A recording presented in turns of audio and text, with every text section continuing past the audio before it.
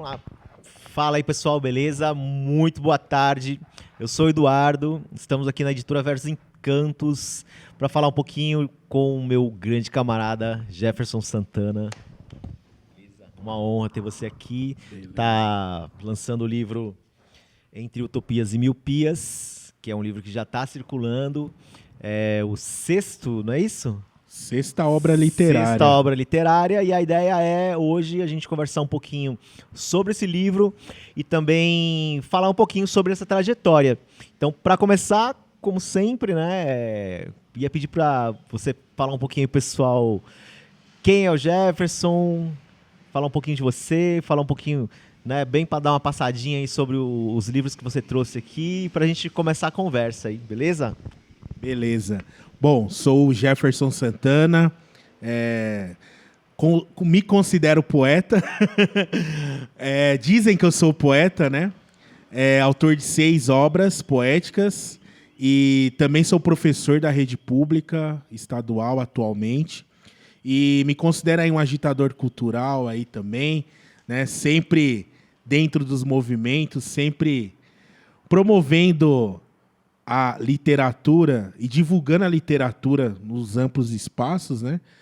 Corintiano também. Inclusive, publiquei um poema do Corinthians nesse livro. O pessoal pergunta assim, mas por que você botou? Eu falo, cara, porque é isso, né? Uma das primeiras coisas que eu me identifiquei na vida foi com o Corinthians, então... né? Pensa, o cara é sofredor ao extremo, né? Porque o cara é professor, poeta e é corintiano, né? Mas é isso, isso. Acho que é um pouquinho de mim. A gente vai desenrolar algumas ideias aqui depois. Beleza. Pegar essa ideia aí do Corinthians aí, que tem também muito a ver com essa cultura. Talvez não sei nem se é cultura, mas como se fosse a mitologia do paulistano, né? E na hora que você falou, eu lembrei muito dessa questão de nós estarmos aqui na Zona Leste. Eu sou um cara da Zona Leste, formado na Zona Leste, e também corintiano, como a maioria das pessoas que moram aqui na Zona Leste, né? E a gente está num estado que é uma cidade que é de extremos, né?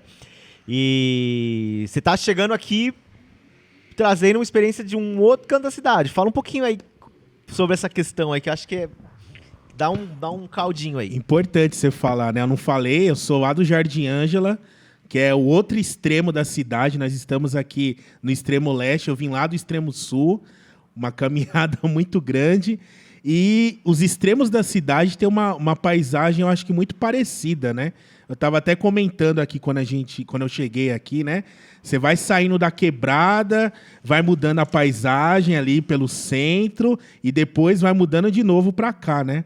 Eu sou um cara assim que eu costumo dizer que, apesar de eu ter crescido na Zona Sul, nasci, cresci, vivenciei, eu me identifico muito com a Zona Leste, não só por conta do Corinthians, mas é porque eu me vejo muito das pessoas da Zona Leste, né? Eu acho que a gente é muito parecido, né?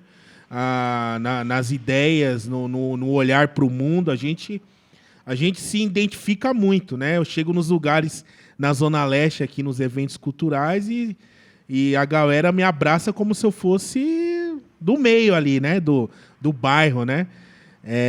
Mas eu sou um cara, falando de bairrismo, eu sou um cara que falo muito de Zona Sul. Gosto muito de reforçar que eu nasci e cresci no Jardim Ângela e eu gosto de destacar isso na minha obra e na minha vida, até para mostrar que a gente pode ser outras coisas do que as notícias de jornais mostram a gente, né? Eu sou um cara que gosto de divulgar o Jardim Ângela para as coisas boas também, que são muitas.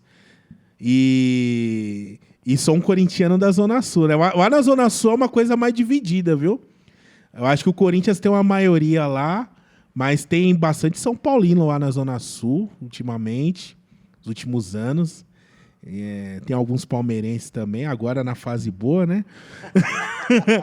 Mas eu acho que a maioria... tá fácil hoje, né? Mas é isso, nos extremos a gente se comunica bem. A questão é o centro, né? Como alcançar o centro. Então, eu queria voltar nesse tema aí depois, porque antes da gente falar um pouquinho sobre essa questão da literatura e da periferia, eu queria que você relembrasse um pouquinho desses livros que você trouxe, que você pegasse o seu primeiro livro e falasse pra gente quantos anos você tinha, quando você publicou esse livro, e rapidinho, como que foi essa experiência aí de um jovem, né, que estava fazendo uma universidade, que a gente estava conversando agora há pouco, com uma universidade que na época não tinha uma tradição de acolher a periferia, né, e toda essa experiência se transformar em uma obra literária que foi seu primeiro livro, quando foi, como que foi? Fala um pouquinho pra gente. Bom, esse aqui, né, é o meu primeiro livro, que é o Cantos e Desencantos de um Guerreiro. Muitas pessoas acham que sou eu na foto, né, mas não sou eu. Esse aqui foi publicado pela editora Scortec, na época. Foi uma indicação, inclusive, do Samuel. O Samuel tinha publicado na mesma época, né? Samuel Macário. E falar desse livro, eu publiquei ele na época que eu já estava cursando letras. Eu tinha, na época... 2011, eu tinha 22 anos. 22 anos. Mas eu acho que é um livro que ele é quase que uma antologia daquilo que eu fiz antes de chegar na faculdade. Porque eu escrevo há muito tempo, assim, eu escrevo desde os meus 13 anos, assim, com frequência. Tinha vários cadernos de poesia. Só que eu achava que era inacessível poder publicar um livro, né? E quando eu comecei a frequentar a cena do sarau, na verdade, antes, a primeira escritora que eu vi publicando um livro foi Elisandra Souza, que a gente fazia um curso, uma oficina de jornalismo lá na Quebrada da Sul, e eu a vi publicando um livro. E eu falei, cara, tem gente na periferia publicando um livro, né? E até aquele momento eu achava que era impossível ter um livro. Esse livro, ele foi amadurecendo na minha cabeça, e quando eu descobri a Cooperifa, ele surgiu para mim assim, falei, olha, é possível, estou vendo várias pessoas publicando e estou cursando letras. Por que não fazer o livro agora, né? Então, eu estava dentro de uma faculdade elitizada, que não me acolhia, não me abraçava. Na verdade, ela foi me abraçar lá no finalzinho, quando eu fui fazer meu TGI lá, que é o TCC do Mackenzie, para quem não sabe, que eu fui falar de literatura periférica e marginal dentro da sala de aula, com o livro publicado já, né? Então, a faculdade começou a me acolher nesse momento, algumas pessoas só. Mas eu acho que foi... Eu posso dizer que não teria mudado, eu acho. Se eu nunca tivesse entrado no Mackenzie, não teria mudado o fato de eu publicar esse livro ou não, porque eu acho que esse aqui vem de um outro processo. Isso aqui vem de um processo da adolescência, ali entre os 13 e os 20 anos, experiências de vida. É praticamente uma antologia com poemas selecionados. Inclusive, tem aqui nesse livro tem textos que são tentativas de soneto. E eu lembro que na escola, no ensino médio, eu tentava escrever soneto e tal. E depois eu fui desconstruindo essa ideia, né, de que o poema tinha que ser igual ao do soneto e tal. Então, é um livro que foi uma abertura de caminhos, assim. Muita gente me pergunta desse livro até hoje, falando se eu não vou publicar ou se eu não vou reimprimi-lo, mas eu acho que deixa ele lá num lugarzinho especial por enquanto, porque eu precisaria fazer um trabalho editorial nele mais forte, né? Quem sabe, né? Já estou recebendo até a proposta aqui. Mas é isso. Eu acho que é de um outro processo. Acabou coincidindo que eu estava na faculdade na época. Então, eu tô lembrando que eu te conheci... Você era muito jovem, devia ter uns 19 anos, já estava circulando em movimentos de literatura. Era um movimento que eu articulava junto com o Samuel e o Elber também, no Espaço Cultural Carlos Marighella. Aí é ali na praça, lá em Guaianazes, lá no Praça do Mercadão, um movimento legal. E assim, quando você, nesse período, você já vivenciava uma cena que era uma cena quente, né? Porque a Zona Sul... Eu acho que foi onde não sei se eu posso dizer que é onde começou, mas é onde a coisa ganhou efervescência, principalmente com o Cooperifa, o Ferrez, acho que deu início a partir que ganhou muita visibilidade com a revista Caros Amigos, que o Ferrez ganhou espaço, conquistou um espaço na Caros Amigos de escrita, depois, mais tarde, conseguiu entrar na Folha de São Paulo, incomodou a burguesia pra caramba, né? Então foi um período bem bacana esse de construir, quase tomar um espaço, né? Enquanto escritor que vivencia, não é simplesmente eu vivo na periferia, eu moro na periferia, não é simplesmente o espaço, mas assim, é o trazer a experiência do espaço para a obra literária, né? E isso que a gente acaba chamando de literatura periférica e o Ferrez de literatura marginal, e algumas pessoas caminham por um caminho. Como que é o entendimento seu hoje, né, disso que você viveu na época, que a gente... É uma coisa muito madura, né? O Cooperifa está lá, toda semana tem sarau lotado, o Ferrez já é um cara que tem o espaço dele já bem sólido, consolidado, e outras pessoas do rap já tem, né, tem uma vida, tem uma história. Se a gente for contar a história da cidade de São Paulo nos anos 90, não tem como não passar por isso, né? Como que é para você hoje observar e ter feito parte desse processo aí muito jovem? Dá pra gente lembrar? E também pro pessoal que não sabe, o que é literatura periférica e literatura marginal? Como que a gente poderia definir esses dois conceitos? É importante você trazer essas ideias aí, porque eu acho que a Zona Sul, de fato...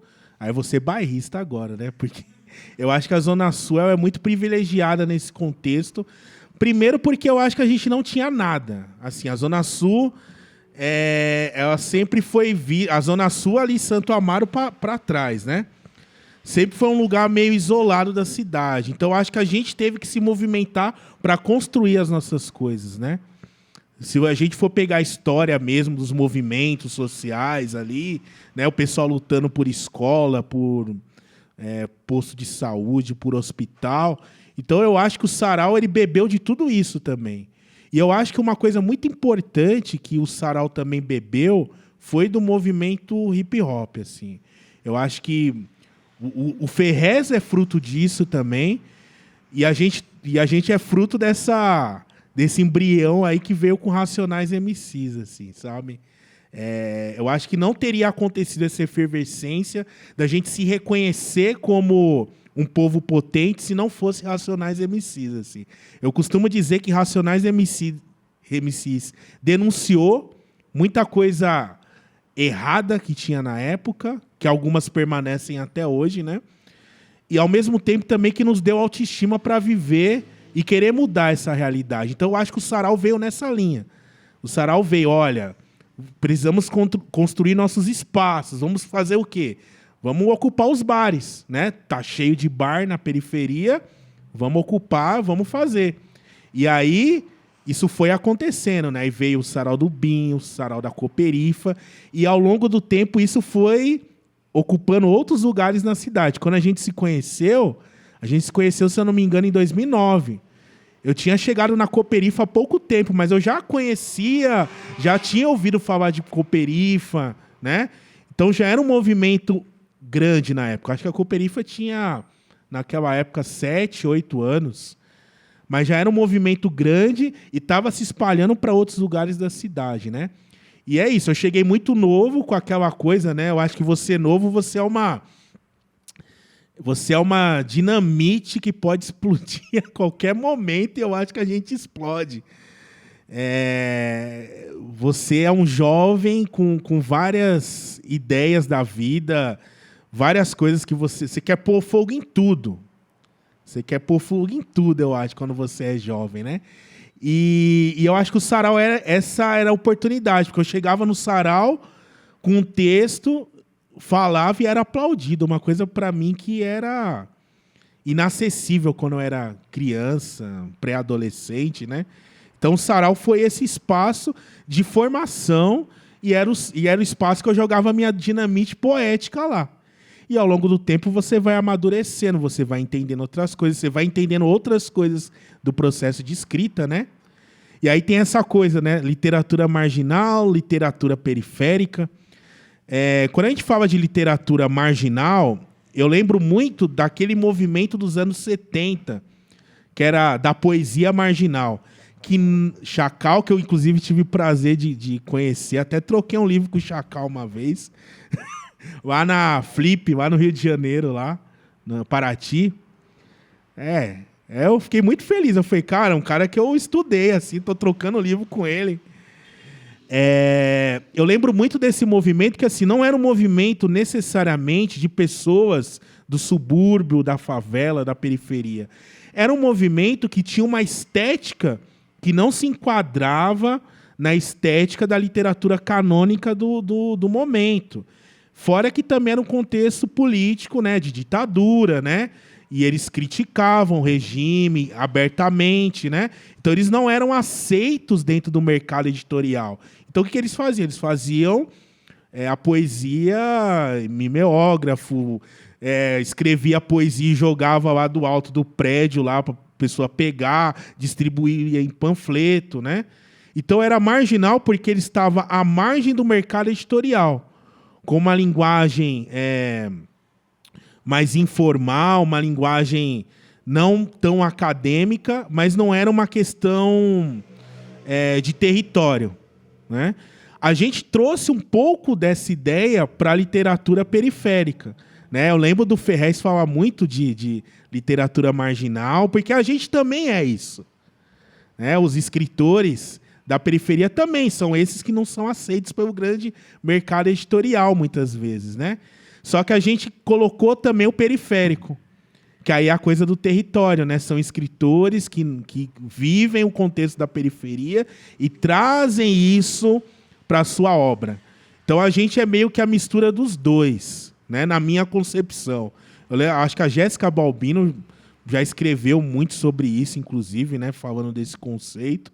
Mas eu falo que assim, eu sou um escritor de literatura marginal, de literatura periférica. Eu gosto muito de usar o independente. O independente que é dependente de muita coisa, né? A gente usa o nome literatura independente, mas a gente é dependente das pessoas, de quem nos lê, né? Mas eu gosto de usar muito mais hoje em dia eu uso muito mais o literatura independente, né? Que eu acho que engloba melhor tudo isso. E acima de tudo é literatura, né, cara? Acima de tudo é literatura. Dependendo do espaço que eu estou, eu falo que é literatura periférica, outro espaço eu falo que é literatura independente, mas acima de tudo é literatura. Certo, eu concordo. Na hora que você estava falando, você falou da Elisandra, e eu lembrei também que eu conheci a Elisandra muito jovem. Ela já tinha acabado de entrar na faculdade e ela publicou o livro junto com a Kins. E eu lembro que na época, uma coisa que eu comecei a perceber naquela época, que os movimentos de saraus, eu não sei se eu estou certo, mas dava a impressão de que era o momento, talvez o primeiro momento, ou talvez o único momento que muitos jovens tinham para refletir sobre a questão racial. E esse movimento de literatura periférica, ele formou muita gente dentro de uma perspectiva de se ver, de se perceber, de buscar formas de resistência, formas inclusive de sobrevivência em relação à violência policial, que a gente sabe que é corrente, mas a gente vê hoje, mas na época a violência policial era talvez a mesma, mais invisibilizada, era muito mais fácil uma pessoa ser... O extermínio da população negra na época era muito mais era mais fatal, mais fatal até acho, né? E na minha visão, esse movimento, os movimentos de sarau, os movimentos que acabaram obrigando até as próprias escolas a acolherem, a abrir as portas para esses escritores. Eu estou errado quando eu penso dessa forma ou não? Eu penso que o sarau foi um momento que talvez, não vou dizer o primeiro, mas um dos mais importantes que as pessoas puderam se encontrar para denunciar as coisas que aconteciam, né? E quando a gente fala de movimento negro e sarau, foi o primeiro espaço, eu acho, que as pessoas negras tiveram oportunidade de ter um microfone, falar e ser ouvida, né? Porque era um outro tempo, né? Era um tempo que não tinha rede social ainda, tal. E aí era isso, toda semana, naquele determinado lugar, naquele determinado horário, as pessoas traziam as suas dores, muitas vezes isso em forma de música, em forma de poesia, ou às vezes o desabafo. Quantas vezes eu fui em sarau que assim, as pessoas estavam lá para desabafar. E a partir dessa experiência, desse encontro, a gente também teve uma formação política e racial, sabe? Entender o outro, se reconhecer na dor no outro. Então, eu acho que o sarau acabou sendo esse talvez aí o primeiro espaço que as pessoas puderam chegar, se encontrar e ser ouvidas, cara, e refletir sobre tudo que estava acontecendo, né? Até o início dos anos 2000, quando a polícia chegava, né, tinha outras coisas além da polícia, né? Tinha os pés de pato e tal. O pessoal chegava, matava, se comentava daquelas mortes ali dentro do bairro, mas aí acontecia toda hora e aquilo ia ficando, né? Saía no Notícias Populares, no Aqui Agora, né? E só isso. O sarau foi o momento que, pô, vamos transformar isso numa outra coisa, né? Numa potência. Vamos lembrar dessas pessoas e vamos nos juntar para, de alguma forma, a gente ter mais força para enfrentar tudo isso, né? Então eu vejo o sarau como esse espaço de desabafo, muitas vezes, de encontro e de formação. A gente foi se formando um com os outros. Por isso que eu até falo, eu acho que o Canos e Desencanos de um Guerreiro, ele teria saído independente de eu entrar na faculdade ou não. Ele ia sair, já estava pronto ali. Eu precisava olhar para um espaço dentro da periferia e ver outras pessoas iguais a mim ou parecidas comigo publicando livro para eu ter vontade de publicar alguma coisa, né? E é isso, ver a Elisandra, ver o Aquins, ver o Sérgio Vaz e outras tantas pessoas me serviu de incentivo para eu também construir a minha história dentro da literatura. Nós temos aqui autores na editora que se identificam, né, que falam, ó, eu sou um autor de literatura periférica. E tem duas mulheres super importantes, uma é a Sandra Félix, que publicou esse livro que é Na Pele, que ela é uma autora aqui da Zona Leste, professora, educadora, e que também tem uma circulação, né? E a outra foi a Lena, né, Laís? Que está aqui. E a Lena também publicou. E o que é interessante e assim, que eu acho que é legal, né? São duas mulheres que utilizam também a literatura para fazer essa discussão, além da discussão racial, mas também a discussão de gênero. E elas utilizam a literatura como se fosse um instrumento de força poética. De poética não, mas política. É o grito político se faz a partir da literatura.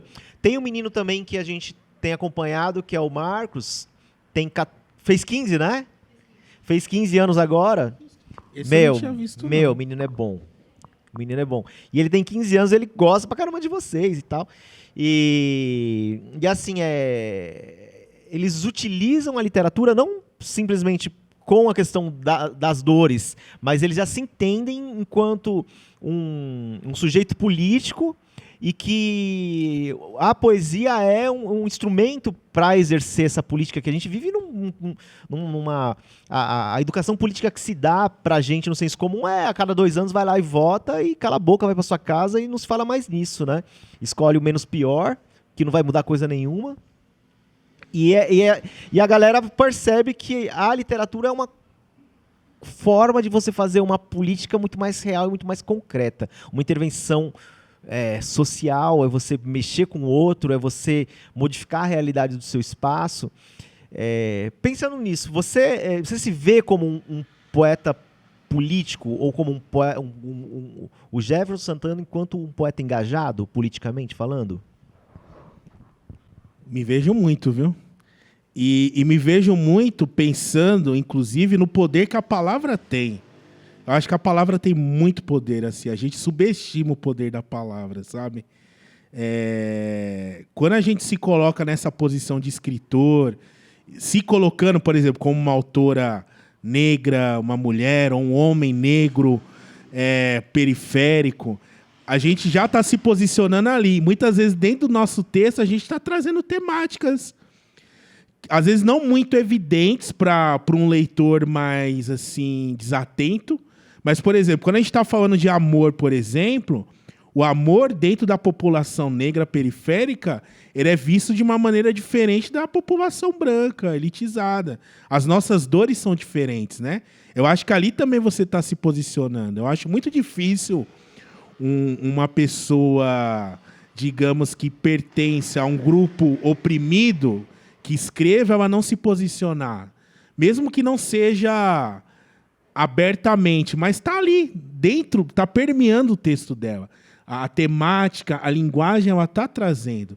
E a partir disso, quem está lendo também está se reconhecendo, né? Quando você fala ali com o Marcos, olha para a gente com admiração, é porque a gente escreve coisas que se comunicam com a realidade dele, que ele vivencia, e é esse espaço que a gente reivindica dentro da literatura, né? Dentro até do cânone literário.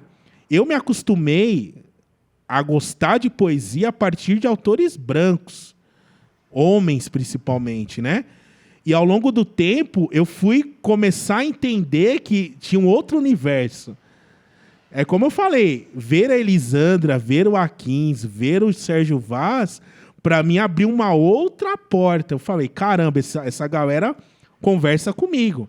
É uma galera que é super engajada, mesmo nos textos que não são mais engajados, a temática que está sendo discutida ali, o desenrolar da história, o desenrolar da poética ali, para mim é engajado, cara. Porque são coisas que você não veria, por exemplo, num Drummond, por exemplo. Não veria, né? E não é diminuindo ninguém, mas são linhas literárias diferentes, são mentes diferentes produzindo, né? E a literatura, ela tem esse poder, porque a literatura, ela trabalha com a magia das palavras, né? Não sei se a palavra certa é magia, mas a gente trabalha com o universo de você usar a palavra como sua ferramenta, né? A arma do escritor é a palavra. E é através dela que a gente chega nas pessoas. Eu falo assim, às vezes o meu livro chega muito antes de mim. Muitas vezes. Eu conheci pessoas ao longo da minha vida, principalmente nos últimos anos, falaram, não, eu já tinha lido um texto seu já. Eu já tinha pegado o seu livro um dia lá, tal. E eu falei, caramba. E tipo, falaram, eu sei mais ou menos como é que você pensa. Eu sei mais ou menos qual que é a sua posição política até. Porque em muitos textos eu me posiciono abertamente, outros nem tanto, né? Tem gente até que fala, por exemplo, esse livro aqui, o Pétalas e Pedradas, que é um livro, foi meu segundo livro, que ele é um livro um pouco menos engajado, né? Porque tem muitos poemas de amor aqui, tem muitos poemas românticos mesmo, né? Mas a forma como eu coloco é a forma que uma pessoa negra coloca seus amores, assim, sabe? Eu acho que eu também estou me posicionando nesse livro também. Não abertamente, mas eu também me posiciono. Então, eu acho que isso está permeando a nossa escrita. Eu acho que também é muita... Aí eu vou fazer até um desabafo aqui. Às vezes as pessoas olham para um autor ou uma autora negra e querem aquele determinado tipo de texto. Não, você tem que falar de racismo, você tem que falar de genocídio, você tem que falar de questão de classe. Cara, às vezes a gente só quer entretenimento, cara. A gente quer fazer uma coisa engraçada do nosso jeito, a gente quer falar dos nossos amores. A gente é ser humano também. Eu acho que é uma cobrança, inclusive, muito excessiva que existe em cima. Mais uma, né? Que o poeta periférico ele tem que falar só do sangue, né? Tem que escorrer sangue do livro dele. Não, cara. Às vezes a pessoa está na periferia, ela tem uma outra vivência, ela tem outras inspirações, ela pode escrever de um outro jeito. Eu acho que vai sempre entrar, de alguma forma, nessas temáticas, mas não precisa ser aberta, né? Panfletária, não precisa, cara. Assim, acho que cada um tem sua mente, né? O pessoal critica até o Mano Brown dando risada hoje em dia, cara. O cara não pode dar risada, não pode ser feliz.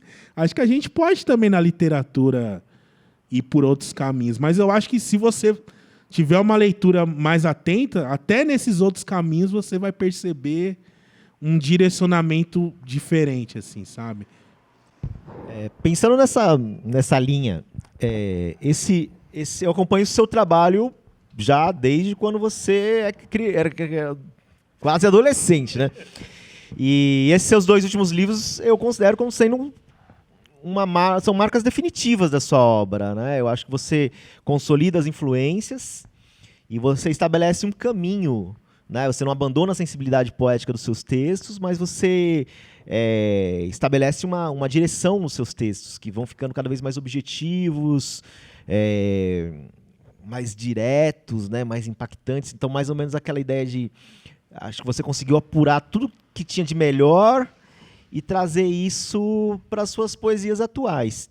E eu vejo esse texto, apesar de tudo que você falou aí, que eu concordo com o que você disse, mas esse é o seu livro mais político, né? Que ele é um livro de um militante, né?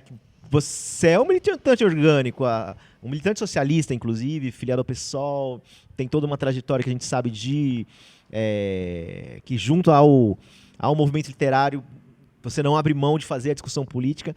E assim, esse livro tem como se fosse uma resposta ao tempo que a gente tem vivido, né? Então, depois da gente passar por um período longo de sobreviver à praga fascista, e a gente viver um período agora de tentar resgatar pequenas linhas, né, de humanidade, ou de talvez até de clareza de alguma coisa que a gente consiga olhar e trazer alguma coisa à tona. Mas esse livro ele é um livro essencialmente político. Eu ia pedir 2 coisas: que você falasse um pouquinho dessa nova obra, e que antes de falar um pouquinho da obra, você lesse um poema que fosse daqui, da sua escolha. Pode ser. Vou até pegar aqui. É bom falar de coisa nova, né? Eu gosto de todos aí, Jefferson. Acho que todos são lindos aí, cara. Eu vou depois abrir uma coisa que eu estava refletindo hoje sobre esse livro aqui, antes de vir para cá. Mas eu vou ler aqui Ensaio à Modernidade Periférica. Esse poema, eu escrevi ele para uma atividade Tem um projeto chamado Pimp My Carroça, que tem um militante chamado Mundano, que no ano de 2022 ele fez uma exposição e ele chamou alguns autores periféricos para fazer alguns poemas que dialogassem com a exposição dele. Ele fala muito sobre essa questão da reciclagem, do lixo, né? E era 100 anos da Semana de Arte Moderna, 522 anos do descobrimento, né, do Brasil e tal. Ano passado 2022 foi um ano muito simbólico para a gente. E aí eu escrevi esse poema para essa atividade, mas que eu acho que é o poema que eu acho que melhor reflete. Se eu tivesse que falar um poema que define esse livro, eu acho que é esse daqui, ó. É preciso estar atento e forte. 100, 200, 522 anos depois. Como cantam as vozes poéticas baianas, não temos tempo de temer a morte. Aliás, querida e sacrificada Bahia, A colonização foi o primeiro atentado ao divino maravilhoso. Em nome de Deus, de um único Deus, acima de tudo e de todos nós. Pisaram nestas terras e nos pisotearam com as bancadas da Bíblia, da bala e do boi. Em nome do Pai, e nós somos grandes filhos da Mãe. Essa que gera vida, nutre e é marginalizada. Somos marginais. Ainda assim, também somos gente, somos múltiplos, socialmente, economicamente, filosoficamente. Caro poeta Oswald de Andrade, aqui vai meu manifesto. A antropofagia de fato nos une? Quantos moradores do Jardim Ângela já entraram no Teatro Municipal? Seu Oswaldo, a nossa independência ainda não foi concretizada. 100, 200, 522 anos depois, é preciso ser moderno, mas não me venham com a modernidade do mercado. Moderna reforma trabalhista. Essa que destrói nossos direitos e empregos. É preciso ser moderno, sem que pisem em nossas cabeças. É preciso ser moderno, mas não me venham com o sonho neoliberal e o pesadelo da classe trabalhadora. Resistimos, insistimos e poetizamos. É preciso estar atento e forte. Lutamos todos os dias contra a morte.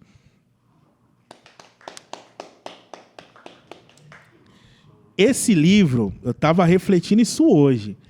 Eu acho que esse livro, ele se comunica muito bem com o primeiro, sabia? Eu acho que são dois livros que eu tenho uma postura muito engajada. Só que aqui eu foi poemas de 13 a 20 anos, né?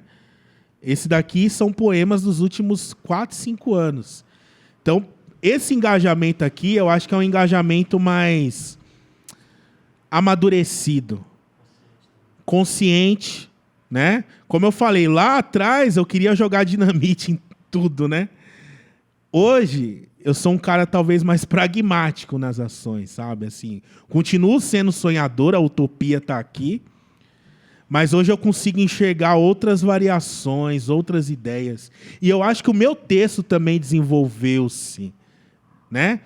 Eu não sou mais um escritor que tem 1 livro, 2 livros. Não comecei hoje na literatura, né?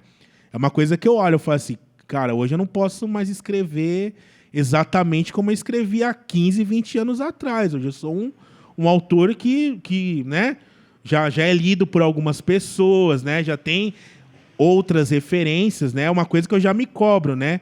Eu já sou muito mais exigente com o meu texto. Então tem o Jefferson Santana mais amadurecido, com uma literatura muito mais amadurecida, né? Quando eu peguei esse livro para publicar, né? Eu lembro que foi uma provocação sua, inclusive, né? Porque eu estava com Poesia ao que Fica, que também é um livro que eu gosto muito, inclusive. E aí você falando, pô, tem que publicar 1 por ano. Eu lembro de você falando. Eu falei, pô, já publiquei um livro no meio da pandemia, né? Com Poesia ao que Fica, que também tem alguns textos dessa época. Aí eu falei, caramba, mano, eu tenho muita coisa ali, eu vou ver, né? E eu percebi que são poemas que falam muito desse Brasil dos últimos 4, 5 anos, né? E é uma tentativa de chamar pra luta, cara. Porque, assim, é um livro que eu falo assim, cara, nós estamos lutando contra o fascismo, contra o racismo, contra várias mazelas aí, que as pessoas não têm vergonha, porque nos dias de hoje é isso, né? Isso sempre teve no Brasil, né? Mas nos últimos anos as pessoas se orgulham, né, de ser fascista, né? Talvez não usando a palavra, mas com as ideias, sabe? E esse livro é para combater isso. Esse livro fala do ascenso bolsonarista, né? É um livro que fala lá da chegada do Bolsonaro, do golpe de 2016, né? Tem um poema que eu escrevi dos militares chegando ao Palácio do Planalto. E toda essa luta que a gente teve nesses anos todos para tirar o Bolsonaro. E não só tirar o Bolsonaro, tentar tirar as ideias que permeiam, né? Que a gente chama de bolsonarismo, né? mas que é fascismo, é fascismo, Então é um poema que expõe essas coisas doloridas que nós vivemos, mas ao mesmo tempo também é um livro que chama para a luta. Ó, nós estamos aqui, né? É preciso estar atento e forte. Eu pego um verso lá dos nossos músicos baianos queridos e eu falo, é isso, é o processo lá, a colonização. Estão tentando colonizar nossas mentes aqui, colonizar mais e mais, mas a gente está aqui resistindo, fazendo poesia, e a poesia vai ser a minha arma de resistir, de fazer luta. E é isso, hoje eu sou um militante organizado, né? Sou filiado a um partido político, coisa que nessa época eu desprezava. Quando eu escrevi o Cantos e Desencantos, eu nunca me imaginei filiado a um partido político. Simpatizava com a esquerda, né? Agora aqui não, aqui já é um militante que já conhece mais, né? Não que eu tenha as respostas para tudo, né? Eu acho que o Brasil está tão complexo, o mundo está tão complexo que tem coisas que a gente não entendeu ainda, né? Eu acho que a gente não entendeu nem 2013 ainda. Então, é isso. Esse livro é essa tentativa. O Brasil, o mundo passa por um momento difícil, mas vamos lutar, e vamos lutar com literatura. Acho que a gente acabou... A gente que está na área da educação também, acho que nós fomos perseguidos, literalmente perseguidos, né, por essa onda, né, que é a onda da privada que transbordou. Acho que eu diria isso, né, que seria essa onda, né. E aí as formas de resistência são essas. E eles temem, né. Às vezes a gente pensa assim, os caras estão nem aí pra gente, eu nem conhece nada, os caras morrem de medo, né, da gente falando, da gente fazendo sarau, da gente publicando livro, né, a gente olha assim, eles pensam assim, não, os caras só se preocupam com os caras que se a gente estivesse vendendo 1 milhão de exemplares, nada, eles têm medo das unidades, porque eles sabem que a gente organizado e falando um com o outro, é a gente que faz a coisa movimentar, né? Acho que quando a gente trabalha no nível do sensível, a gente disputa uma coisa que é importantíssima, que é o senso comum. E quando a gente disputa o senso comum, a gente muda as coisas, né? É difícil, mas acho que às vezes é difícil chegar no ponto, né? Talvez do momento complicado que a gente vem vivenciando politicamente, mas retomar esse diálogo com cada um, com o povo, com o seu vizinho, né? Que a gente vive uma educação, até uma forma de vida de não olhar no outro, né? E até na escola a gente sofre isso. Com as próprias crianças, a forma como as crianças chegaram depois da pandemia, né? E eu acho que a poesia é um caminho para a gente resgatar essa sensibilidade que endurece por conta de redes sociais, por conta de... E redes sociais que têm donos, que são donos fascistas, né? Dono de Twitter, dono de Facebook, dono que a gente nem sabe do TikTok, né? Isso aí a gente não conhece, não sabe. Mas ele, com certeza ele não pode ser fascista, né? Mas coisa boa não deve ser. E assim, como que você vê essa luta na escola da gente, professor de carne e osso, da gente, professor militante de esquerda, doutrinador marxista e poeta periférico, e contra todo esse universo, ainda mais enfiando o chat GPT no meio? É uma luta desigual ou a gente vai chegar junto? Tem como chegar junto? O que você acha? Bom, assim como eu falei há alguns minutos atrás do poder da palavra, né? Eles sabem do poder da palavra, eles sabem muito bem. E por isso que eles nos perseguem. Porque nós, dentro da sala de aula, a gente tem esse contato direto, né? Eu falo que a escola pública, né? Ela é o lugar onde você consegue romper fronteiras. Porque, principalmente nesse mundo neoliberal que a gente vive, né? Cada um pensando só em si, cada um no seu quadradinho, na sua rede, dentro da sua bolha, né? As pessoas tendem a alimentar muito as mesmas ideias. E a escola é o lugar do encontro. É o lugar da diversidade, né? A escola pública tem muito disso. Então, eu tenho alunos que se consideram extrema-direita, outros que se consideram extrema-esquerda, outros que não sabem o que é isso, né? Outros que gostam de uma coisa, outros que gostam de outra. E eu acho que nós estamos num espaço muito privilegiado, sabe? Eu sei, a escola pública tem muitos problemas, ela adoece muito, muito.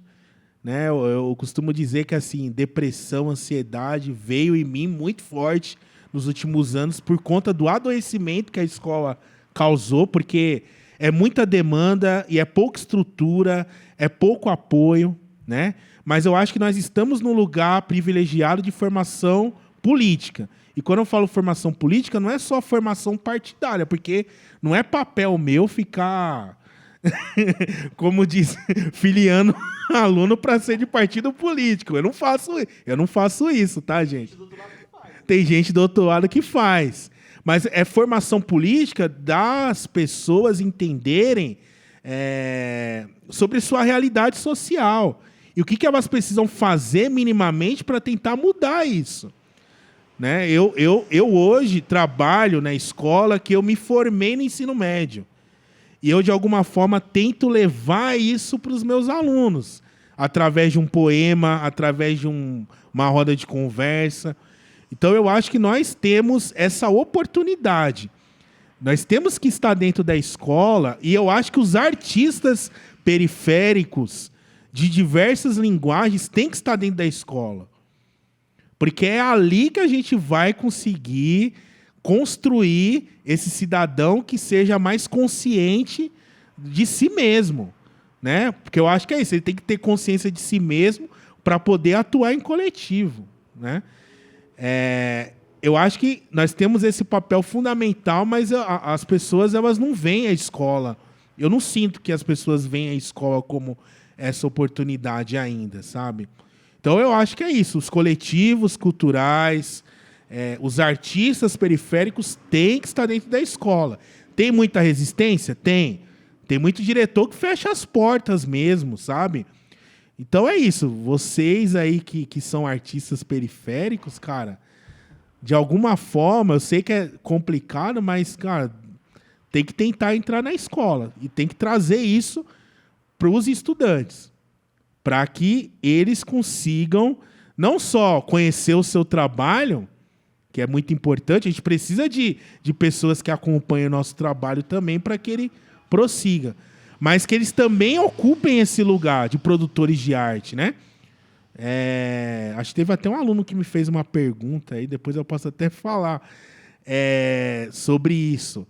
Você olhar para o seu professor, ver a atuação política, artística dele, e você também querer fazer isso. E para poder alcançar outras mentes e outros corações. Né? Então, eu acho que a gente precisa ocupar a escola e a gente precisa ocupar isso de forma coletiva. Cara. Tenho pleno acordo. Pleno acordo.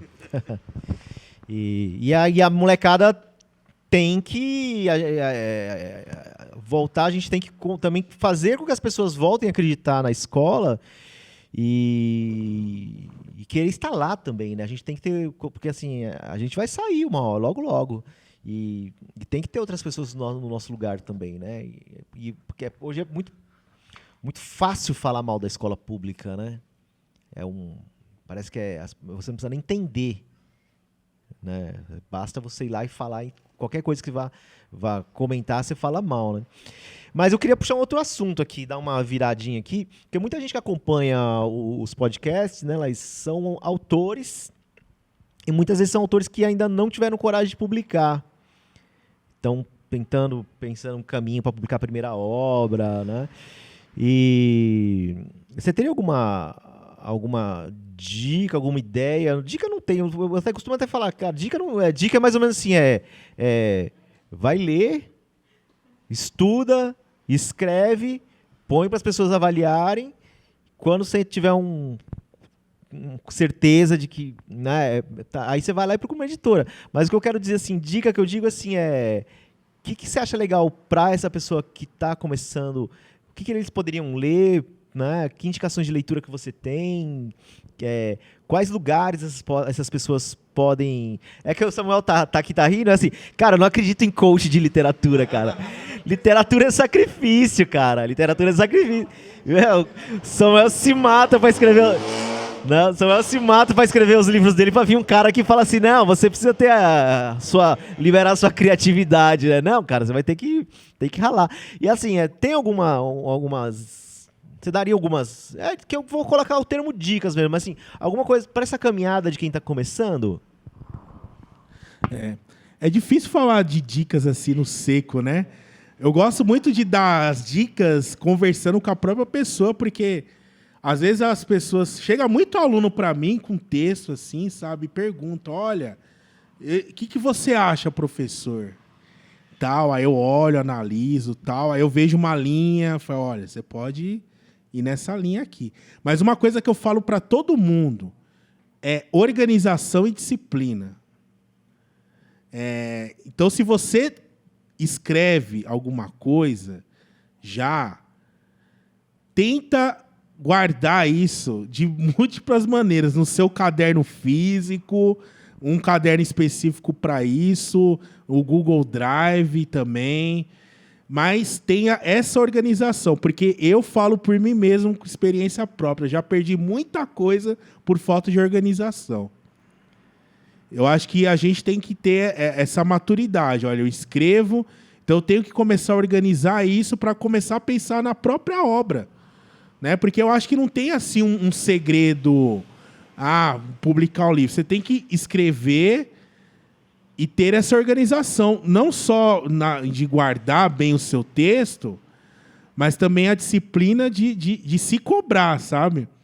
É uma coisa que eu estou buscando isso até hoje, mesmo com o livro publicado. O momento da escrita, olha, eu preciso reservar esse tempo para escrever. Então, se eu escrevo... É uma coisa que eu estou tentando para os próximos anos, inclusive. Entrar na prosa.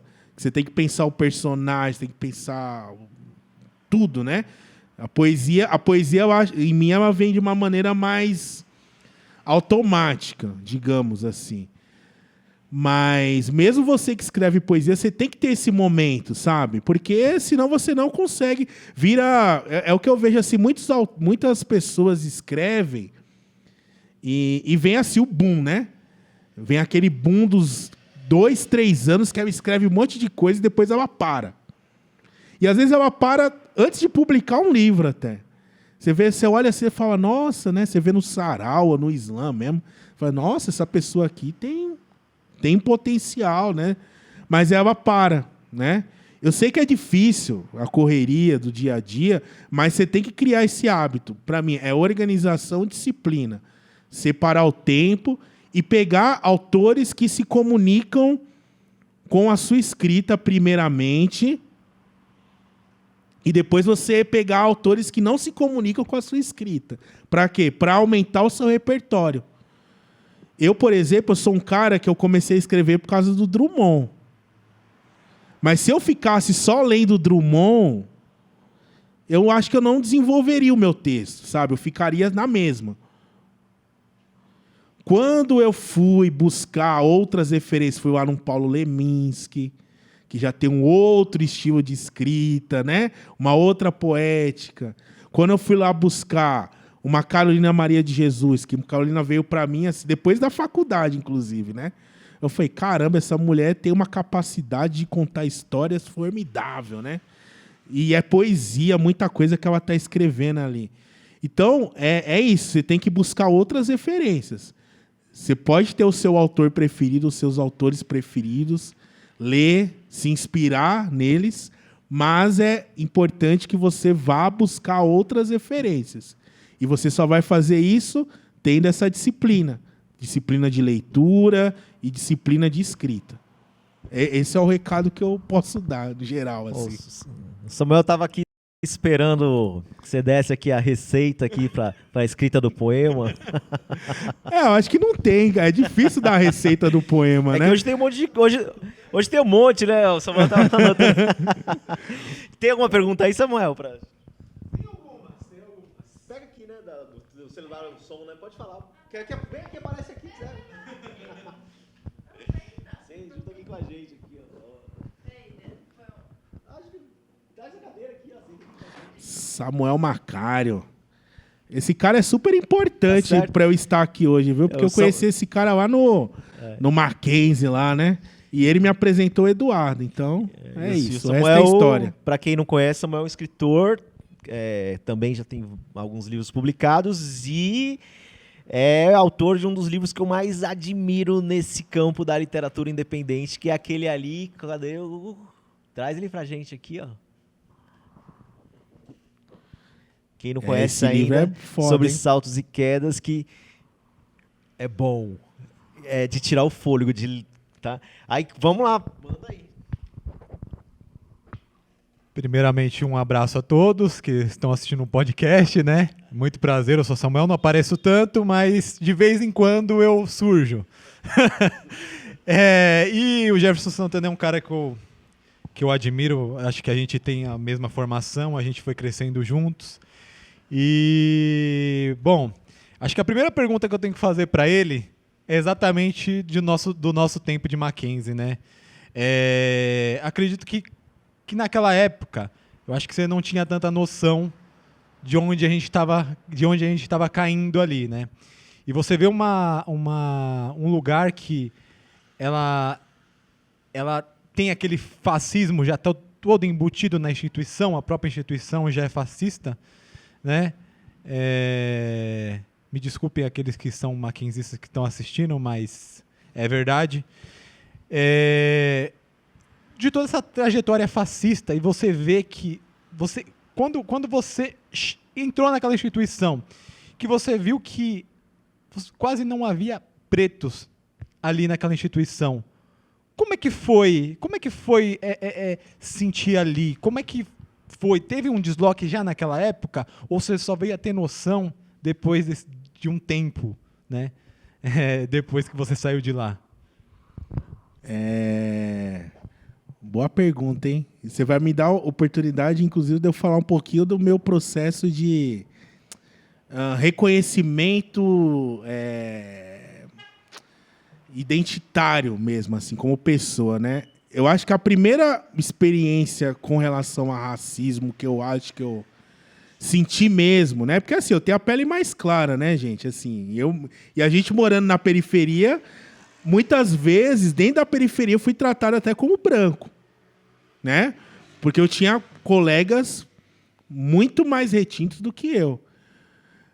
Mas eu lembro, na época que eu estava ali, já na adolescência, eu fui procurando emprego, né, tal, e eu lembro de uma vez que eu entrei no Shopping Iguatemi por curiosidade. Shopping Iguatemi, ali na Faria Lima.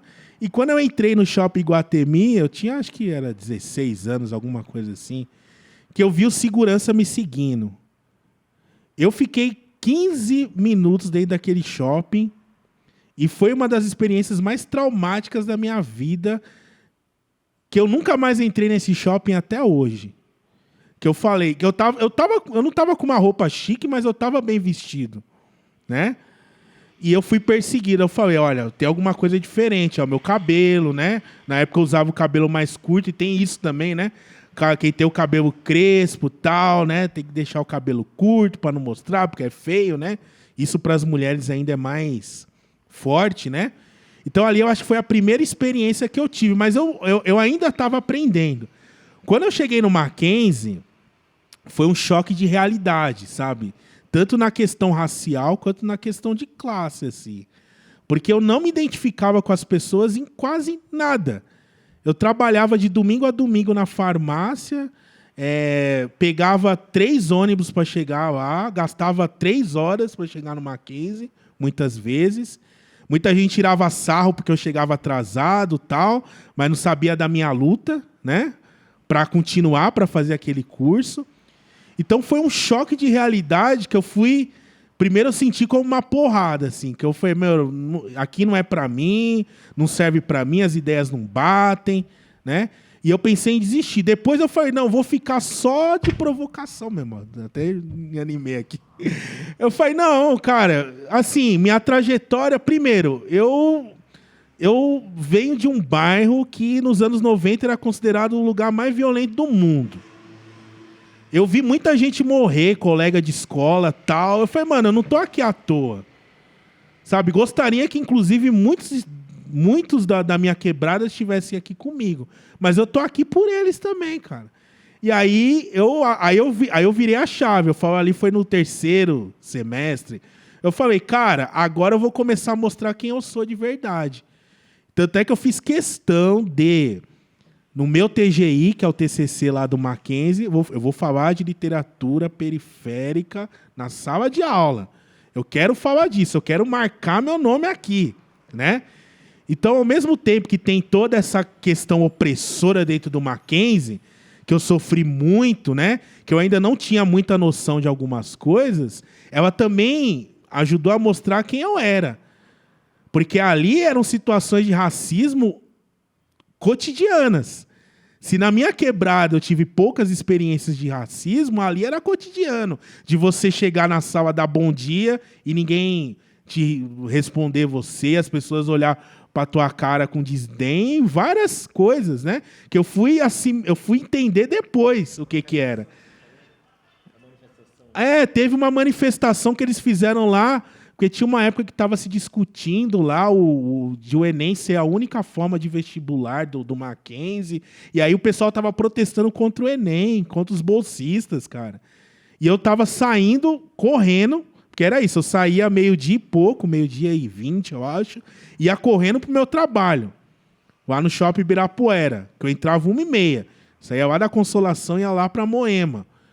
Correndo. Aí eu passei no meio daquela manifestação, eu olhei e falei assim, cara, eles estão protestando contra a minha presença aqui. Não teve ninguém querendo me bater naquele momento, mas os cartazes, as palavras eram contra a minha presença e contra a presença de outras pessoas negras que ali estavam também, outras pessoas periféricas que ali estavam, né? Então é isso. A experiência do Mackenzie, para mim, ela foi muito traumática em muitas questões, mas ela também me ajudou a entender o que eu era. O que eu sou? Eu sou um homem periférico, negro, pobre, né? Então o Mackenzie escancarou isso para mim. Então eu entrei em 2009 no Mackenzie com uma cabeça e eu saí em 2012 lá, sabendo melhor quem eu era. Porque eu acho que até hoje eu estou tentando me encontrar em algumas coisas. Ajudou a criar o Jefferson socialista? Sim, sim. Eu lembro que tinha uma colega, uma época, que falava assim que ela achava que eu ia ser de direita. Porque eu era meio certinho. Eu tinha ideias sociais, né? Eu queria mudar a realidade e tal, mas eu tive uma educação evangélica, cara. Assim, eu fui evangélico uma época, né? Então eu era muito certinho, muito corretinho, né? E eu achava que eu ia ser de direita. Assim, eu tinha uma consciência social, mas eu achava que eu ia ser de direita. Depois de algum tempo, a gente teve essa conversa, depois que eu já tinha concluído o Mackenzie lá, o curso de letras, ela falou, cara, eu estava enganada, viu, você? Você é o comunista, né? Mas é isso, é você transformar... Muitos não conseguiram, teve gente que abandonou o curso, né? Muitas pessoas abandonam o curso, seja no Mackenzie, na USP até, por conta disso, não se identifica, né? Não consegue. É outro ritmo, são outras ideias. Eu consegui e eu transformei isso em potência para a minha vida. Hoje, exceto no Shopping Iguatemi, que é um trauma que eu tenho até hoje, eu tento entrar em qualquer espaço de cabeça erguida, cara. Bom, agora uma pergunta sobre a produção em si do Jefferson, né? A produção literária dele. Ele diz que que ele queria soltar dinamites quando ele começou. Só que a pergunta que eu quero te fazer é que se você pegou essa experiência, amadureceu e aí você foi construindo uma bomba muito mais potente, porque agora eu vejo que seus textos ainda explodem, só que eles explodem com impacto muito maior. Então você construiu essa bomba, um jeito de em vez dela ser apenas uma dinamite para explodir num pequeno lugar, você construiu uma bomba mais nuclear agora? É experiência, meu cara. É experiência. Você não pode ficar desperdiçando munição. Você tem que saber construir sua munição. Eu acho que hoje em dia... Acho que você falou bem. Eu acho que eu continuo fazendo bomba. Eu continuo querendo explodir tudo, às vezes. Mas eu chego de uma maneira muito mais, digamos, sedutora. Usando essa palavra mesmo, assim. De conquistar mesmo pela ideia, conquistar pela palavra, conquistar pelo jeito, né? Então a experiência ela me deu essa possibilidade, né? De falar, olha, eu quero gritar, mas se eu ficar gritando, só gritando, ninguém vai escutar. Eu tenho que construir um diálogo. Eu tenho que fazer um texto que seja ao mesmo tempo acessível, mas também um texto que tragam outras coisas por trás desse texto, sabe?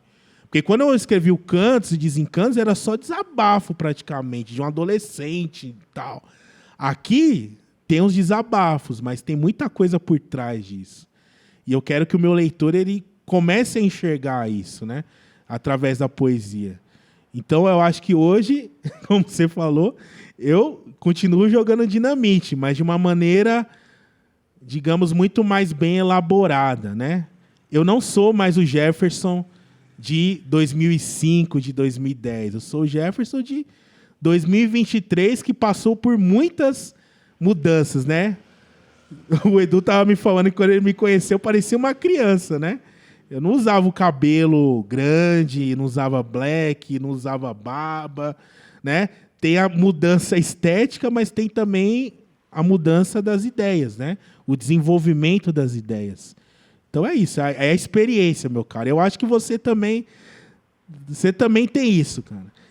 Esses dias eu estava mexendo no meu quarto alguns livros, eu estava separando uns livros para doar para uns alunos meus, e eu achei o seu livro lá, o Lágrimas do Palhaço. Eu fiquei lá folheando, eu falei, olha, eu lembro do Samuel dessa época, tá? Eu fui lá e guardei o livro lá, falei que isso aí eu não vou dar não, pô.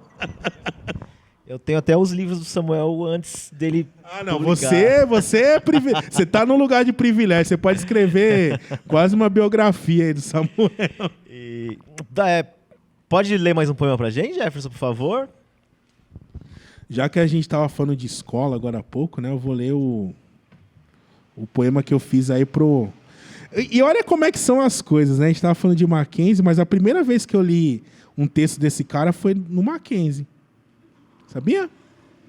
Paulo Freire. Primeira vez que eu li um texto do Paulo Freire foi no Mackenzie. Pedagogia da Autonomia. Eu li como aluno do Mackenzie. A professora Valéria, que inclusive foi a pessoa que avaliou lá meu TGI, me apresentou. É as contradições, cara. Cai nos concursos, que seja, né? Não, gente, assim... É isso, mas... Tem professor muito bom ali, cara. Não, tem professores maravilhosos, vai, que às vezes as ideias não batem. Às vezes não, muitas vezes as ideias não batem. É um espaço tradicional da direita, né? Ela adotou, a direita adotou o Mackenzie como... Na verdade, ele é um espaço... que a gente considera, né, o olhar que se tem é um espaço de excelência em termos de formação, mas é um espaço de excelência de formação com esse viés conservador. E eles não escondem de ninguém que são conservadores, né? Eles estão ligados à igreja presbiteriana, a pensamento norte-americano. Então... né, exatamente. Tem Calvinismo aí, ó. Tem quadros orgânicos da direita tradicional da cidade de São Paulo, né? Então mas assim, enquanto um espaço de formação é inegável que eles inclusive na área de direito, né? Eles formam advogados muito conhecidos aí que são conservadores. Tem também o Silvio Almeida também é professor de direito lá, não é? Aí ele se formou lá também, né? Acho que sim. Tá vendo? É isso, cara. As contradições estão aí. As contradições. Então, obrigado, professora Valéria, por me apresentar o Paulo Freire. E é isso. Paulo Freire. por mais freires e coalizões de ideias revolucionárias. A pedagogia do oprimido até que não existam opressores. A pedagogia da autonomia todos os dias, vivendo e aprendendo, aprendendo a conviver com os viveres e as gentes todas. Que a gente saiba ler o mundo para ler melhor a palavra, sentir a poesia da libertação, como ele mesmo dizia e fazia na sua experiência. A sua fala como a sua prática. Um espírito livre e libertador, causando a ira dos tiranos, a ira dos fascistas que tentam eliminar o seu legado. Por isso, a luta é sem trégua. Semear freire e plantar esperança, do verbo esperançar, para fazer, agir, levar adiante e encontrar com outros tantos, entre outros freires e coalizões de ideias revolucionárias. Esse livro é novo, novíssimo, né? Mas você deixou escapar alguma coisa sobre prosa. Você já tem algum projeto pela frente? Eu tenho algumas coisas em prosa que eu não gosto ainda muito. Algumas tentativas de conto que eu já fiz. Eu tenho sim, eu estava até falando, né, da disciplina, né, que eu preciso ter mais disciplina para escrever prosa. Não que poesia não precise, tá? Mas a prosa é um outro universo e quando eu fui tentar escrever, eu tive essa dificuldade, né? Então eu acho que ainda não estou pronto, mas tenho essa intenção. Quem sabe daqui a 2 livros aí eu não seja um livro de prosa, hein? Vou levar isso mais a sério. Mas uma coisa que eu tenho me cobrado mais, e eu acho que isso vai vir antes da prosa, é a escrita de um livro voltado ao público infantil. Eu acho que nós estamos precisando de mais autores periféricos, negros, que escrevam uma literatura voltada ao público infantil. Tem pouca coisa nas escolas, tem pouca coisa nossa sendo divulgada para esse público. E eu sou um cara assim que... Eu participo do Poetas Ambulantes, né, o coletivo que eu estou aí há 11 anos, né, que nós fazemos intervenções nos transportes públicos, nas escolas. E muitas vezes nós vamos em escolas e estamos aí com crianças, né, Fundamental 1, até educação infantil, e eu não consigo me comunicar tão bem com elas como eu consigo, por exemplo, com um aluno do 6º, 7º, 8º ano, né, que aí já é um público que dialoga mais com a minha literatura. Então, eu tenho me cobrado bastante, já tenho tentado escrever algumas coisas, mas antes da prosa, eu quero escrever um livro voltado ao público infantil. É uma meta que eu tenho e né, vamos tensionar, vamos colocar nossas ideias também, porque precisamos. Os livros infantis são sempre legais, né? Que nós temos alguns e desses, o do João tem essa marca do empoderamento feminino, da questão da negritude. Então e ele circula pra caramba, tá em todo lugar. Então, é um livro que é uma ferramenta de militância e forte, viu? Porque você vai lá, ele fala pra mim que assim é muito importante pra criançada pegar o livro na mão e ver o autor, e o autor é igual a ele, né?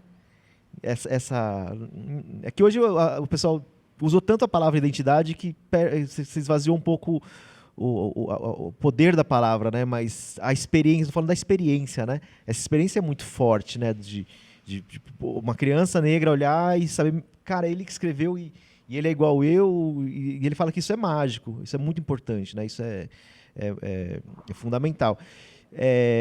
Eu estou terminando, não comentei ainda por ninguém assim, mas eu estou terminando o Infanto Juvenil aí. Depois eu vou mandar para você ler os originais aí. Praticamente tá terminado praticamente, né? Sai esse ano aí. Você falou do Poetas Ambulantes. A gente tá meio caminhando pro fim, né, Laís? A gente não tem um meio horário assim, mas a gente tá caminhando. Aí eu vou passar pro Samuel depois, mas assim Você falou do Poetas Ambulantes que eu acompanho, mas a gente nunca conseguiu fazer uma atividade em conjunto, né? Eu sei que tem a Peru, tem a Kombi, tem um monte de coisas que você já faz, então tudo que é movimento cultural invadindo lá, inclusive chutando as portas. Fala um pouquinho desse movimento que é a coisa mais linda pra gente. Bom, o Poetas Ambulantes, ele nasceu a partir das nossas experiências dentro dos saraus, né? Foi ali feito ali a partir de uma conversa da Carol Peixoto com a Luz Ribeiro, de um sarau que nós todos tínhamos frequentado, do Sarau Rap, lá no Centro Cultural São Paulo, que a gente começou a rabiscar calçada com giz, e as pessoas paravam para ler, e aí elas ficaram com esse incômodo e ficaram lá conversando e matutando uma forma de levar a poesia para um lugar onde as pessoas não estavam esperando. Porque quando você vai no sarau, as pessoas meio que já estão preparadas. Quando você vai para o transporte público, elas não estão preparadas, né? E é bonita essa experiência, né? Então, é um coletivo que ele existe já há quase 11 anos. Nós estamos meio num momento de crise agora, né? Porque nós não temos conseguido fazer muitas atividades, as agendas não estão batendo, né? Mas é um coletivo que ele iniciou fazendo poesia no transporte público, no ônibus, no metrô. O Samuel já foi lá uma vez, né? Inclusive. E no ano retrasado, através do Vai, nós conseguimos comprar uma Kombi. E a nossa Kombi, ela anda nos bairros meio como o carro do ovo, só que fazendo poesia, né? E a gente chega com a Kombi, a gente faz um sarau, a gente fica passando com o carro. Então a gente tá levando a poesia para outros lugares inesperados. Então a pessoa tava na casa dela, de repente passa um carro na frente falando um poema, né? E é isso, é a ideia da poesia ambulante mesmo. Só sem interromper o Jefferson, desculpa. O Poetas Ambulantes é tão importante que ele teve até matéria no SPTV, né? Conta um pouquinho aí pra gente aí. A gente já apareceu na mídia tradicional, até na Veja nós já aparecemos, na Veja São Paulo. O SPTV tinha um quadro alguns anos atrás, que era o Alessandro Buzo, né? Que fazia, que ele toda semana, era no sábado, eu acho que passava o quadro dele. Ele visitava algum movimento cultural e contava a história, né?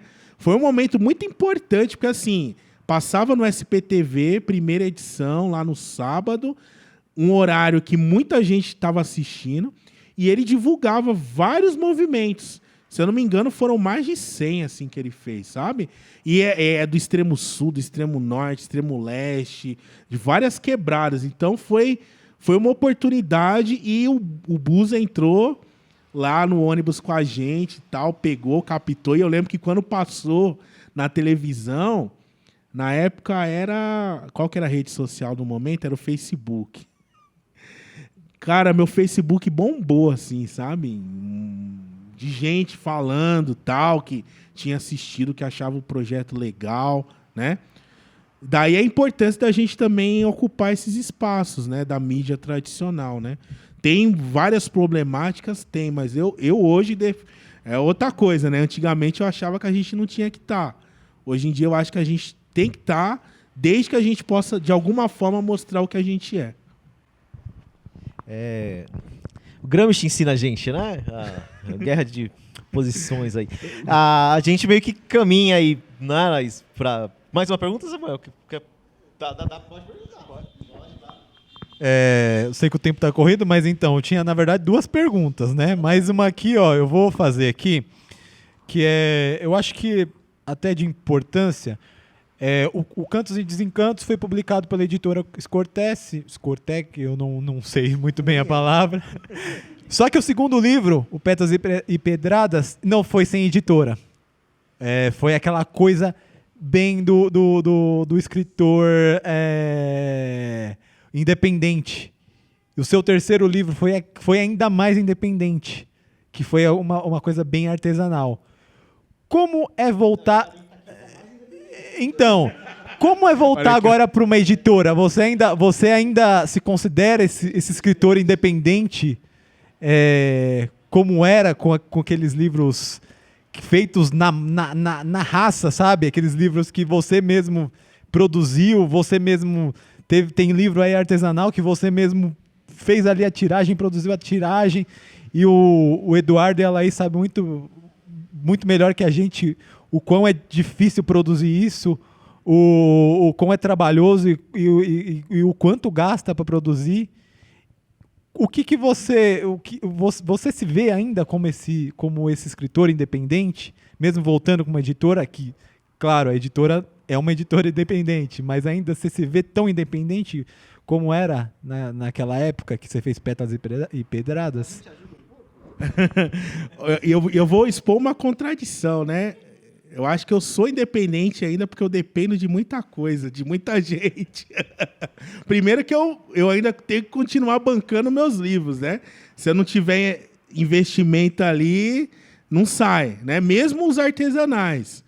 E é bacana você falar, você colocar, porque é isso. Eu lembro, né, que eu publiquei depois do Lágrimas do Palhaço, né? E aí você falou tal, eu falei, vou fazer lá com eles, né? Não tinha muito conhecimento, muita ideia, né? Inclusive, teve alguns desses livros aí que nem sei onde estão. Não ficou, eu acho que, muito a minha cara.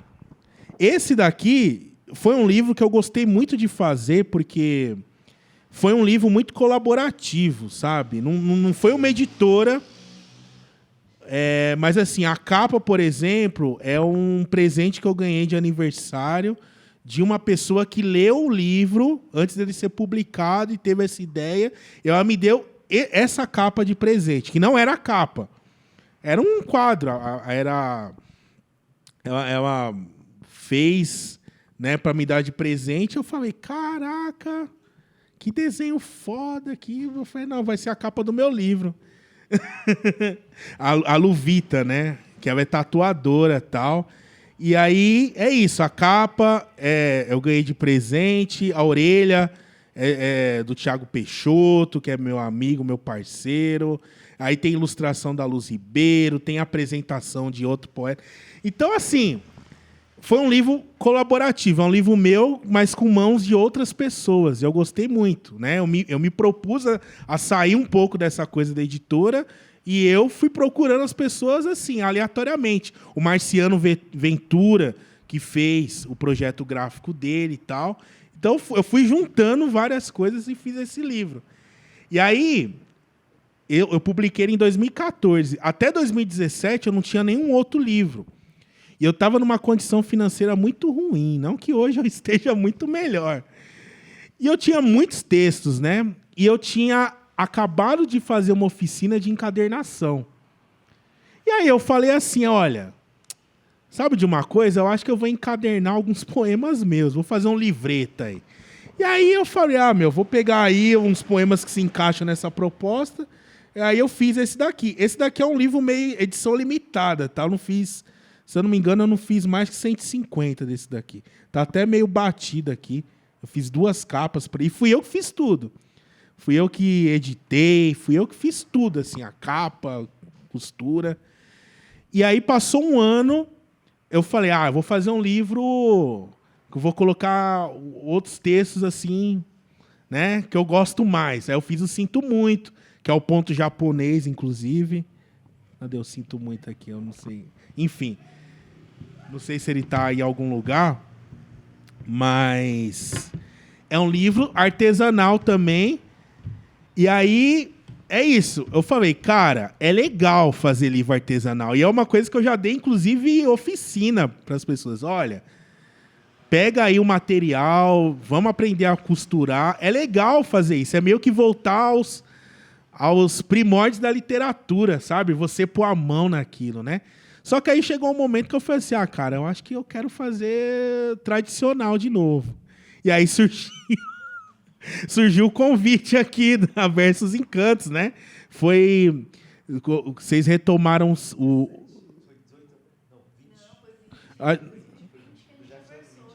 vocês tinham Sarau Versos Encantos, que foi quando eu fiquei muitos anos sem falar com o Eduardo, assim, né?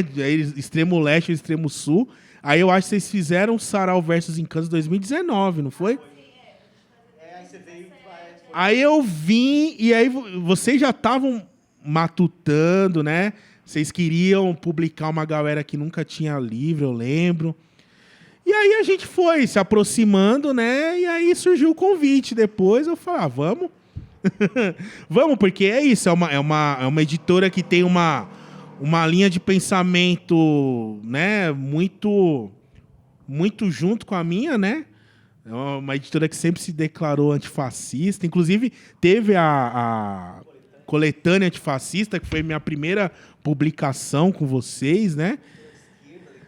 Aí eu falei, gente, vamos fazer no formato tradicional, né? E é isso, mas eu quero continuar intercalando publicações mais artesanais com esse mais de editora também, né? Eu quero fazer outros livros artesanais, que eu acho legal você pôr a mão ali, né?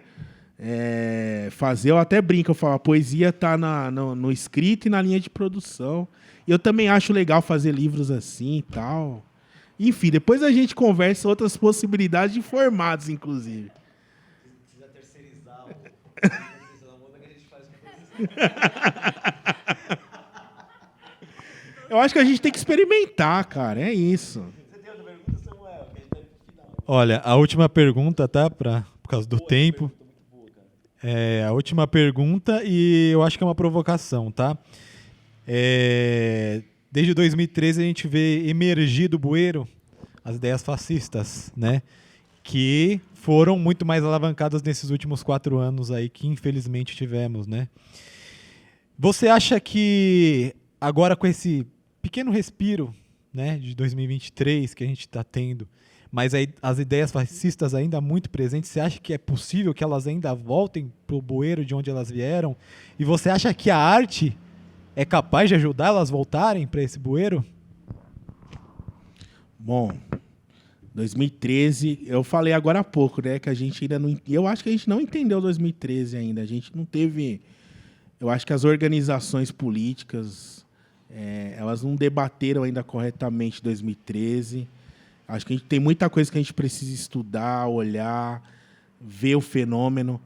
Eu acho que nós tivemos um respiro agora que é do ponto de vista institucional, né? Que a eleição do Lula, do ponto de vista institucional, foi uma grande vitória para a gente. Se o Bolsonaro tivesse ganhado, a gente talvez hoje nem estivesse fazendo essa conversa aqui, sabe? A gente teria outros enfrentamentos, né? Então foi meio que um respiro. Mas as ideias, elas estão aí, permeando. E eu acho que vai ser muito mais importante escrever agora do que foi nos últimos 10 anos. Porque agora nós temos, pelo menos, a oportunidade de comunicar com as pessoas. Nos comunicar com as pessoas, né? Então a gente tem que transformar essa vitória eleitoral numa oportunidade de falar, de publicar. Então a gente precisa publicar muitos livros, fazer esses livros chegarem. A gente tem que pegar esse momento e trazer para o nosso lado. Porque assim, eu fiz campanha para o Lula, votei no Lula, enfim. Mas a gente sabe que é um governo de frente amplíssima, né? E a gente tem todas... Assim, eu admiro muito o Lula por muitas coisas, o que ele é e tal, mas eu também tenho muitas discordâncias com algumas linhas que ele adotou, né? Não vai ser o governo que vai salvar a nossa pele, né? A gente já viu o arcabouço fiscal, a gente está vendo aí o novo ensino médio, que eles não estão a fim de revogar, porque tem lá o Todos pela Educação por trás, né? Então a gente vai continuar lutando muito, né? E vai lutar contra coisas desse governo e contra esses fascistas. Então a gente tem que pegar esse respiro e transformar num vendaval, cara. Transformar isso numa... Né, a gente tem que resgatar. Por isso que eu falo, ocupar as escolas, fazer evento cultural, trocar ideia. Eu acho que falta isso. A gente construir espaços de diálogo. Não adianta só a gente ficar falando... essa pessoa aqui está falando besteira e fechar a porta, né? Hoje a gente tem um movimento neopentecostal muito forte dentro da periferia. Nós que moramos em periferia. Tem igreja na minha rua, até eu chegar à avenida lá, eu passo umas 3 igrejas, cara. E eles estão fazendo trabalho de base. E aí, a gente vai ficar aqui olhando, só tirando sarro deles? Eu acho que a gente tem que, de alguma forma, construir um diálogo. E eu acho que vamos precisar muito da nossa arte para isso. Uma coisa interessante, né? Aqui onde a gente está, deve ter umas 30 igrejas evangélicas no nosso redor, mas tem uma editora. Sim, é isso. Eu não sei quantos quilômetros a gente vai ter que percorrer para achar a próxima, mas tem uma editora aqui no extremo leste, aqui, ó. Estamos na quebrada. Ó, Jefferson, a gente caminha aí pro final aí agora. Cara, eu fiquei muito feliz aí, gostei muito da conversa. Foi uma tarde assim muito especial. Espero que o pessoal acompanhe, que acompanhe a conversa também, sinta, a gente consiga passar para eles a energia do que foi isso aqui. E agradecer muito, muito, muito essa presença. É sempre muito bacana estar com você aqui. A gente estava falando, né, Laís? A gente gosta muito assim, quando você está aqui com a gente. E aí, esse finalzinho para você falar um pouquinho o que você quiser divulgar alguma coisa, as suas redes sociais, como que o pessoal faz para comprar o livro, que tem na editora, mas se alguém liga pra gente, a gente fala assim, vai lá comprar com o Jefferson, que ele que tem que ganhar dinheiro, né? Então, acho que a gente é a única editora que faz isso, eu acho, né? Não, compra lá com o autor, né? E aí, e aí, assim, aí se você puder falar nas suas redes sociais, né? Onde o pessoal te encontra, a agenda, como que faz a gente tem muita gente da educação aqui da Prefeitura de São Paulo, como que faz para convidar o Jefferson Santana para estar na escola, para falar com as crianças, beleza? E valeu. Bom, aproveitando que você falou de professores de escola, né? E eu sou professor e poeta, estou na escola, né? Teve um aluno meu que me perguntou, né? Acho que a pergunta dele era como é que eu me sentia sendo inspiração para os alunos, né? Eu falo que assim, foi a escola que me fez ser poeta. Foi a escola que me apresentou a literatura. Eu só estou devolvendo isso, cara. Eu acho que eu tenho uma responsabilidade, inclusive. Eu fui prounista, né? Porque eu fiz Mackenzie, mas eu fiz pelo ProUni. Política pública. Eu estou devolvendo. Estou devolvendo a minha experiência, a minha arte, a minha vivência. E, inclusive, quero estar na escola sempre. Não sei se eu vou conseguir ficar muito tempo como professor, né? Dentro da grade curricular e dentro dessas reformas absurdas de ensino médio. Mas eu quero sempre estar dentro da escola, dando palestra, oficina. E me chamem. Vocês podem me chamar lá pelo Instagram, é o @poeta Jefferson Santana. Tinha uma época aí, 2019 mesmo, eu estava indo em muitas escolas, 2018, 2019, tipo, eu estou querendo retomar isso, né? Então convidem, né? Banquem aí a condução, o deslocamento, comprem alguns livros, né? Uma coisa que eu falo, assim, eu não costumo muito cobrar de escola pública, né? Eu só quero que minha arte circule. E ela permaneça lá, porque eu vou lá, dou 1 hora de palestra, 1h30, mas eu quero que as coisas continuem, né? Mesmo quando eu não esteja lá. Então, me chamem, professores aí, qualquer área, desde que estejam aí querendo fazer com que esses jovens se sintam mais atuantes, empoderados, né? A palavra empoderado ficou até desgastada, né? O empoderado perdeu o poder. Mas quando eu vou às escolas e dou palestra, eu sinto muito isso. Não tem ninguém, muitas vezes, da periferia fazendo esse trabalho. Então, estamos aí. Tem o Jefferson Santana, tem outros autores que fazem esse trabalho. Procurem e fortaleçam o trabalho, né? Porque é um trabalho também. Literatura é um trabalho, né? Do mesmo jeito que muitas escolas convidam pessoas famosas para ir, convidem os autores periféricos, convidem as mulheres, convidem as pessoas que escrevem, que produzem arte na quebrada, tá? E aí, se você quiser me procurar, @poeta Jefferson Santana no Instagram e no TikTok, eu fiz o TikTok também. Eu tô tentando entender aquilo, sabe? Eu tenho lá. Vocês têm o Versus Encantos, tem lá uma página no TikTok que eu sei, que eu acompanho. Tem o... Mas assim, o que eu uso mais mesmo é o Instagram hoje, né? E vamos lá, troca ideia. É lá onde vocês podem comprar meus livros. Esse aqui, o Entre Utopias e Miopias, é o mais recente. É o mais fresco, né? Tem alguns meses aí com ele. Tá com cheiro de novo ainda. Tem alguns exemplares do Poesia é o que Fica. Inclusive, logo, logo vou ter que pedir mais. Tá difícil vender livro, viu? Tá difícil. Mas tenho aqui, tá? E tem o Sinto Muito. Eu não achei aqui na mesa aqui, mas tem o Sinto Muito, que é artesanal, tá? Você entrando lá nas minhas redes, você vai ver lá, tá? Mando pelo correio para qualquer lugar do Brasil, tá? E fora do Brasil também. E faça circular mesmo. Valorize o nosso trabalho. Obrigado, Versus Encantos, pelo convite para eu poder fazer parte do acervo literário de vocês também, tá? Acho que foi uma oportunidade muito bacana para mim, como eu comentei, de voltar a publicar por uma editora que tem uma linha ideológica que conversa muito comigo, né? E é uma conversa muitas vezes até não, é uma conversa franca mesmo, né? Nós acho que nessa caminhada nós nos tornamos amigos também. Então é bacana fazer parte desse projeto também, tá?